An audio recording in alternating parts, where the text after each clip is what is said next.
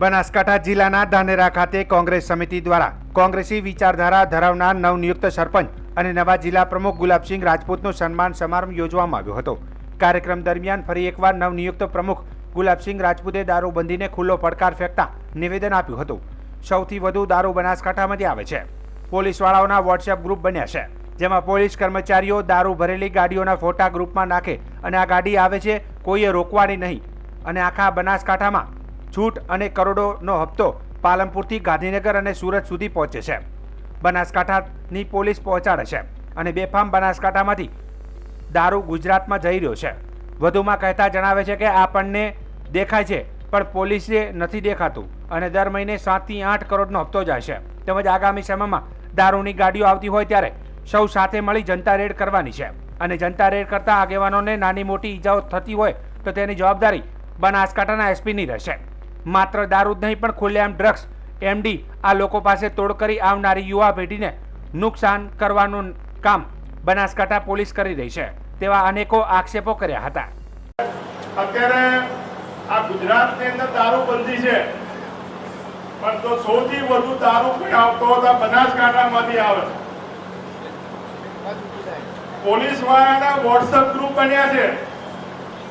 Police વાળાના ડ્રાઈવરો એ દારૂની ગાડીના નંબર પ્લેટના ફોટા પડીને ગ્રુપમાં નાખે કે આ ગાડી આવે છે, આ નંબર પ્લેટ છે, કોઈ રોકવાની નહીં અને આખા બનાસકાંઠામાંથી એટલે બેફામ છૂટ જેટલી દારૂની ગાડીઓ લઈને ફરો જે ધંધા કરવા કરો। આજે કેટલા છોકરાઓ મરી ગયા, કેટલી બહેનો વિધવા થઈ ગઈ।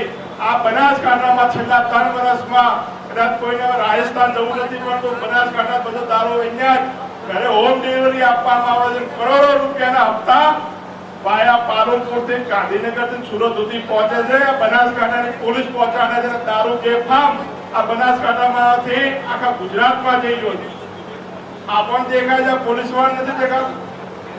તમે તો તમારા ગામમાં દારૂ વેચાય તમને ખબર છે કે નહીં? ખુલ્લેઆમ સ્ટેન્ડ ચાલે છે કે નહીં? હા, જાહેરમાં સ્ટેન્ડ ચાલે છે ને? જાહેરમાં દારૂ વેચાય, સ્ટેન્ડ ચાલે છે તો આપણને ખબર છે, આ પોલીસ નથી ખબર। પણ હપ્તા દર મહિને 7 થી 8 કરોડ રૂપિયાનો હપ્તો આ બનાસકાંઠાની અંદરથી જાય। શા માટે કોઈ ધંધો જ કરવો પડે? એટલે આના માટે પણ એક દિવસ બધા ભેગા થઈને ભલે નથાભાઈની ઉંમર થઈ હોય, બલવંતસિંહ હોય કે શહેર કોંગ્રેસ હોય, તાલુકા કોંગ્રેસ હોય, એક દિવસ આપણે નક્કી કરવું છે કે બનાસકાંઠાની અંદર જેટલી પણ બોર્ડરો છે એના ઉપર જ્યારે દારૂની ગાડીઓ આવતી હોય તો જનતા રેડ કરવી પડે તો કરવાની છે। અને જનતા રેડ કરતા કોઈ પણ આગેવાનને કઈ નાની મોટી ઈજા થશે તો એની જવાબદારી બનાસકાંઠાના ડીએસપી ની રહેશે। કેમ કે ડીએસપી ના ધ્યાનમાં નથી આટલી બધી દારૂઓ નીકળે છે।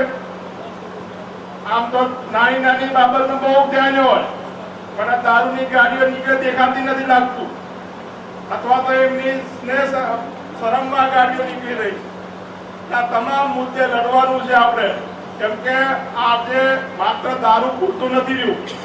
અત્યારે ખુલ્લેઆમ ડ્રગ્સ વેચાય, એમડી વેચાય। કોઈ દારૂ વેચનારાનો કદાચ તોડ કરે તો વાંધો નથી, પણ એમડી ડ્રગ્સ જે વેચતા હોય એની પાસે પૈસાનો તોડ કરે તો આવનારી આપણા વિસ્તારની યુવા પેઢી બરબાદ કરવાનું આ કામ પોલીસ કરી રહી। તો આપણે સાથે મળીને આપણે લડવા ઘણા બધા મુદ્દે લડવાનું